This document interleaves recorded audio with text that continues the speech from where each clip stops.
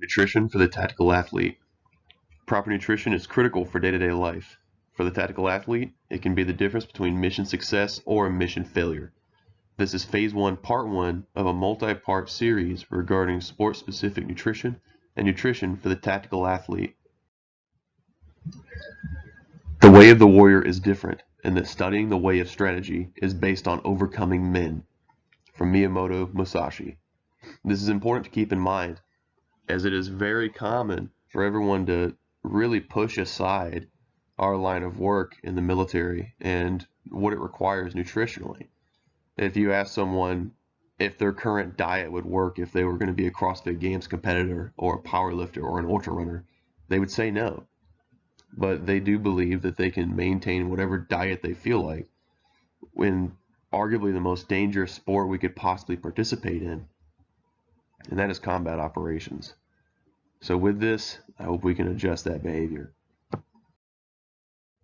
Our learning objectives are to understand basics of proper nutrition for fueling and recovery, understand nutrition needs based on the mission, understand common trends with nutrition, and understand the negative effects of poor fueling choices.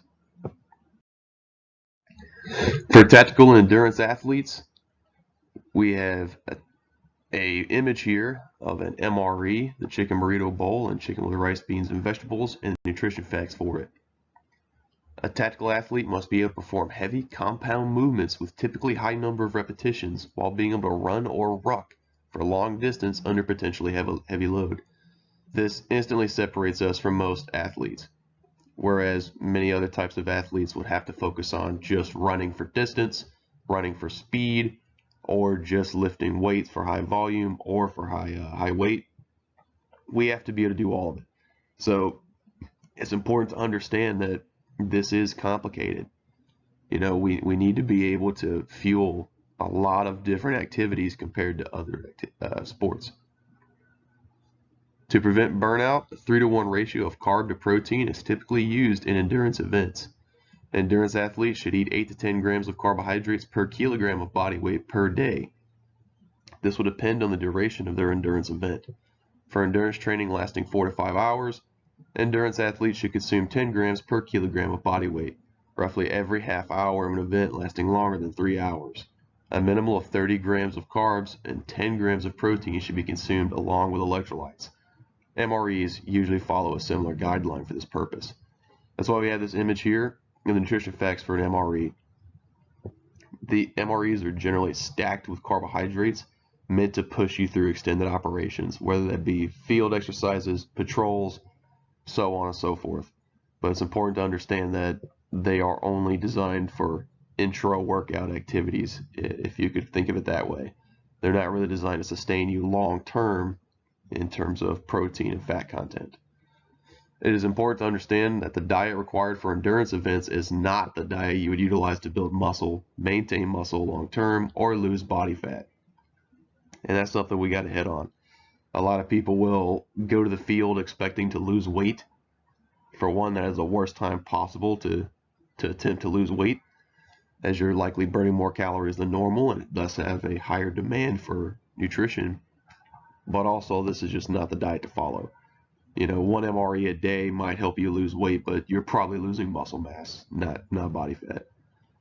This type of diet is meant to ensure energy is sustained with minimal muscle breakdown during periods of extended physical effort, such as long ruck marches, such as the Manchu Mile, the Dankon, or the Norwegian, marathons, and ultramarathons. These types of events take a heavy toll on the body and can drain muscle glycogen rapidly and begin to break down muscle tissue as fuel stores begin to dwindle. Pre and during the event, consuming carbohydrates 3 to 4 hours pre-endurance related event, long ruck, long run, patrol, mission, etc., will have performance enhancing results. So if you're going to go out on mission, if you can, get up a little early, try to knock out some good food, whether that be some rice, some oatmeal, something good. Get a little bit of energy in before you get going. If you have to, make it an MRE. But if you're at home and you're prepping for a marathon or something, get up, have some oatmeal, some avocado, a little bit of salmon maybe, and get ready to head on your way. Do not attempt to carb load, which is consuming excess carbs the day or days prior to an event. I'm sure everyone here has heard of carb loading. It seems to be a pretty common practice with wrestlers. Carb loading is not a good answer. Although it is common, it is not going to facilitate optimal performance. If your body is used to following a certain diet, for example, let's say you generally only consume 150 to 200 grams of carbs a day, and you mostly focus on protein intake because you're really into bodybuilding. Well, if you shift that dramatically to suddenly be 500 grams of carbohydrates or more over the course of a few days, you're going to end up getting GI distress, gastrointestinal distress. And that is the last thing you want, is that it's going to absolutely destroy your performance in the event. Follow a 3-to-1 ratio of carb to protein during the event. You can see this with the goo gels. Hammer Nutrition has gels and bars you can eat. All of them kind of follow that idea. Once the event is completed and proper rest is possible, consume 30 to 40 grams of protein. And that is not because of an anabolic window or some crazy myth. That is just so you can get your body recovering as quickly as possible. As odds are, you've gone hours and hours of physical activity with zero protein. So you need to get something in so you can stop your body from breaking down muscle. That's going to lead to prolonged soreness, pain, restrictions in movement, and overall very hindered quality of life for a period of time. And get in 20 to 40 grams of carbs to facilitate recovery and energy return. And again, that depends on the activity. You know, if you're just going to do some bodybuilding for an hour and a half, you probably don't need to come back and knock out a bowl of rice or oatmeal. But if you just ran 10 miles, yeah, it's probably a good idea. During long events lasting 4 or more hours, sweets and sugary foods have a considerable psychological benefit during the event if not consumed in excess. Can't stress that enough. If not consumed in excess.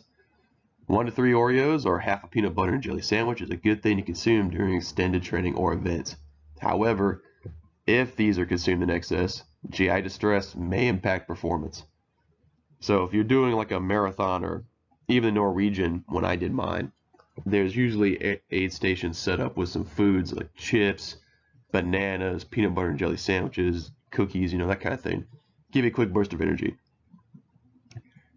It will definitely benefit you to have some of that, but I will tell you right now, if you get to the aid station and you blast 10 to 15 Oreos and then head on your way, you're going to have to go to the wood line to repaint a tree in a very short period of time. And then you're going to have a very hard time coming back from that. So please, consume in moderation, okay? Recovery. Consuming 1 to 1.5 grams of protein per pound of body weight is the ideal standard for maintaining and building muscle mass, thus allowing the best recovery time. So yes, you don't need 2 to 3 to 20 grams of protein per pound of body weight, all right? There's been a lot of studies on this. Generally, 1.5 grams of protein per pound of body weight is on the higher end of the spectrum. You don't need much more than that. You can get 2 grams or a little bit more. That's okay. It's not going to really inhibit your performance, but you do get to the point of diminishing returns, so there's no need to really bump it up much higher than that. I usually like to follow the rule of thumb that if I'm 200 pounds, then I'm going to consume a minimal of 150 grams of protein, but I'm going to try to get to 200. That's just me personally. Carbohydrates are also important if the training session was intense and demanding on the body. Again, you know, if you're going to do some bodybuilding for an hour, really not a concern. But if you're knocking out, you know, CrossFit style wads for 2 or 3 hours, or you're hitting the treadmill up or a trail run for 10 miles, yeah, you might want to put some carbs in. But just going to do some curls for the girls for an hour, you're going to be fine. Branched chain amino acids, or BCAAs, have also been shown to increase muscle stamina and decrease recovery periods in some cases when utilized in conjunction with a proper diet and rest schedule. Used in conjunction, okay? So what I'm telling you is this is not going to do the job for you. They will help because they are supplements. They will supplement what you were doing. They will assist you.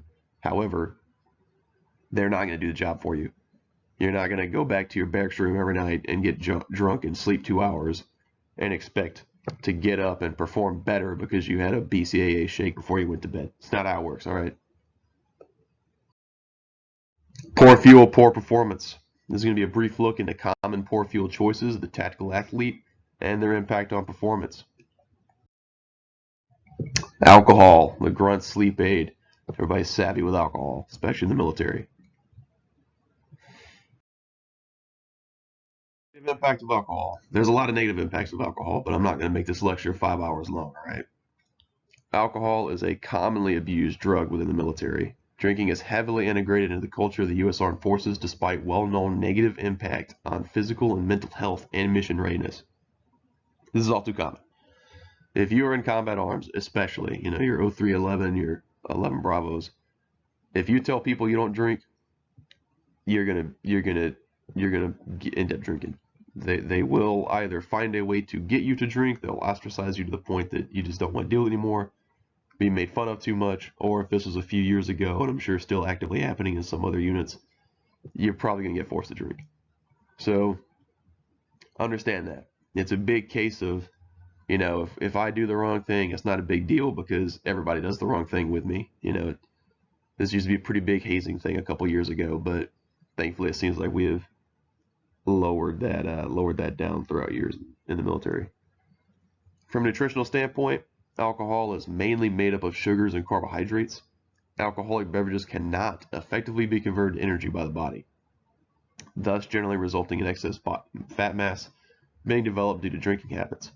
Alcohol also negatively impacts REM, rapid eye movement, sleep, thus causing severe limitations to restorative sleep. So, of course, you've heard it before, you've probably said it, if I just have a little bit of beer or a shot or two of disgustingly cheap, gross whiskey from the shopette, I relax and I sleep a little better. Yeah, that may be true. You probably do relax, you probably do fall asleep a little easier. However, the caveat to that, it inhibits your ability to go into that deep REM sleep, right? So you're going to get your 8-9 hours of sleep or whatever you do, and you're going to wake up feeling like you got 2 hours of sleep. You're going to feel like garbage. You're not going to get the recovery you need. You're not going to end up having the restorative nature of sleep that you should get. So do not drink before bed. I know it may be tempting because we like to just bandage our problems like, oh, I can't sleep, I'll just drink a fifth of whiskey and call it a day. Yeah, you could, but there's probably better ways. All right, so find the better ways. We'll talk about those in another presentation. But you need to mitigate this because you are just destroying yourself, that I can guarantee you.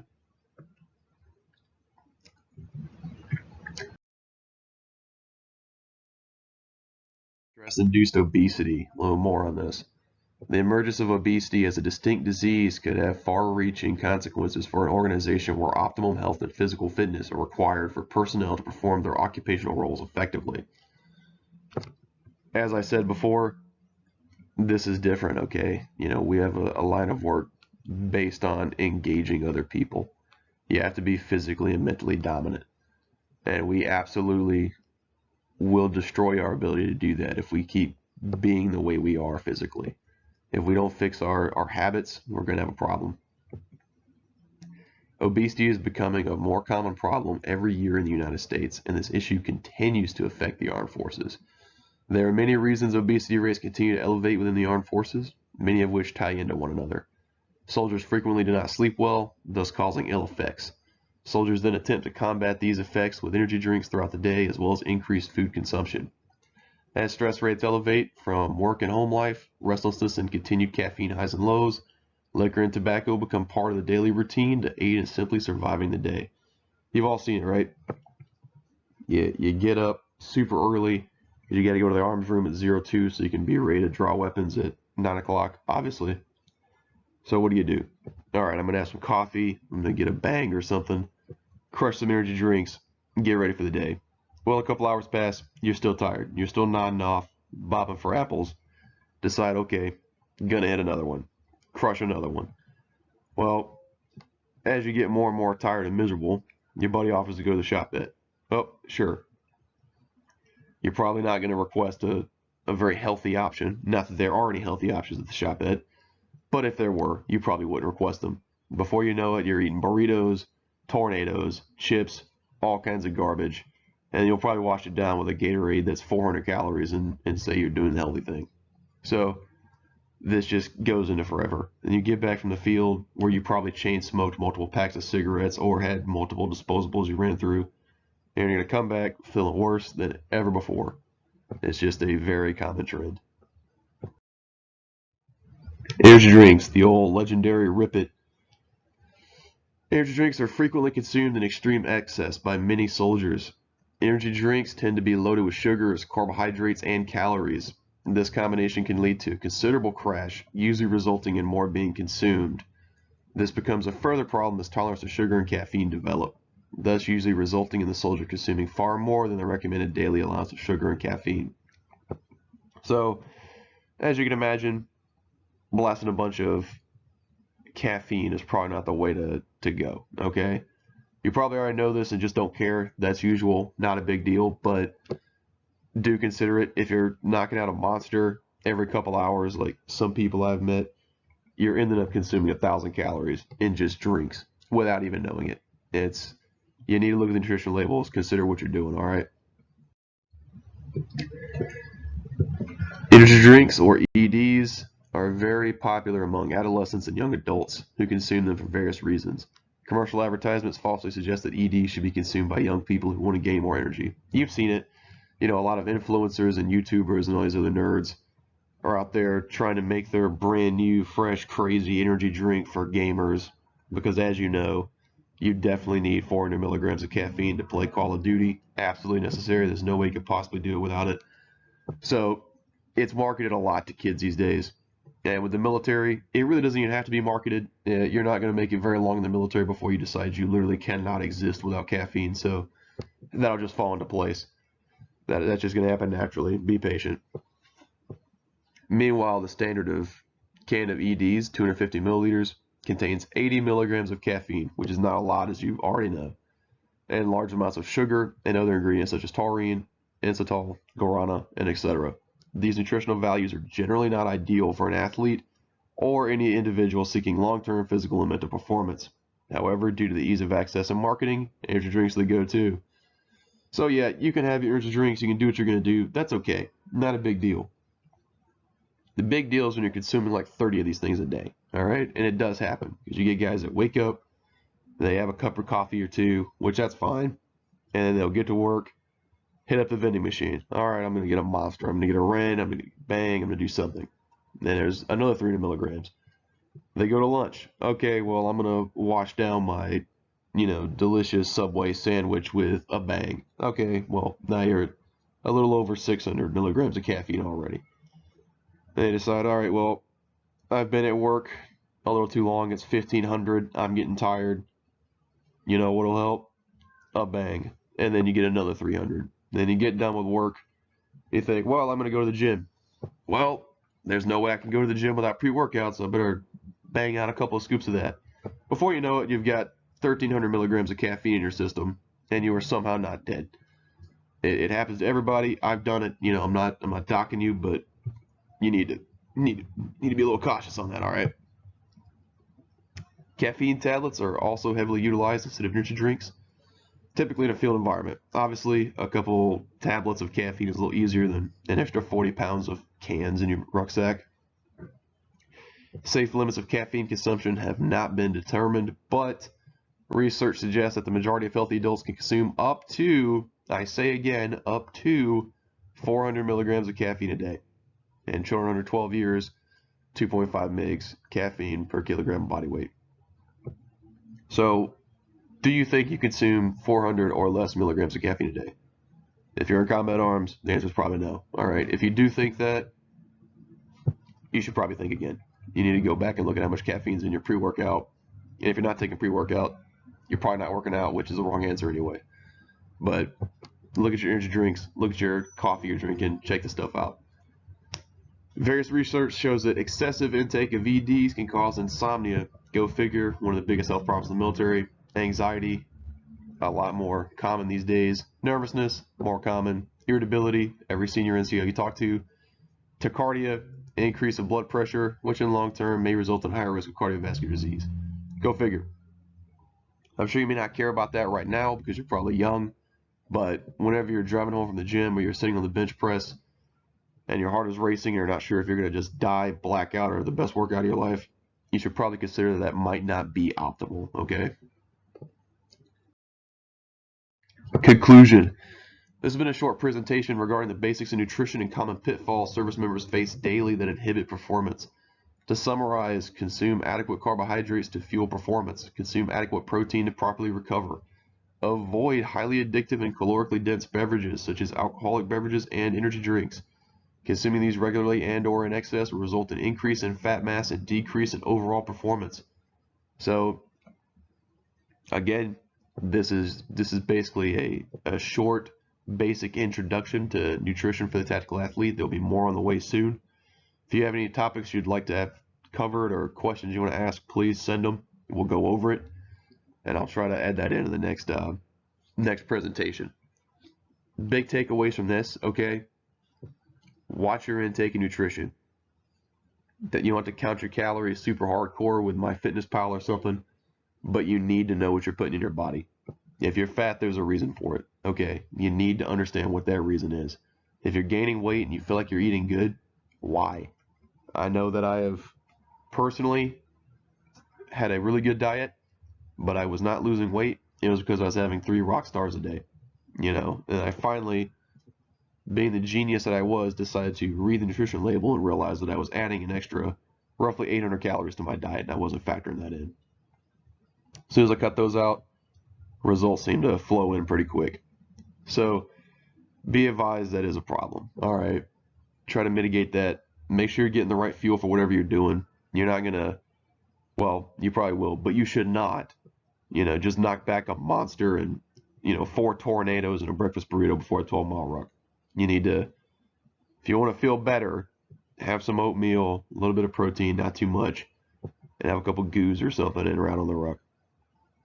Same goes for patrols. All right, just take care of your body. It'll take care of you. It's important. This is a life or death game that we play.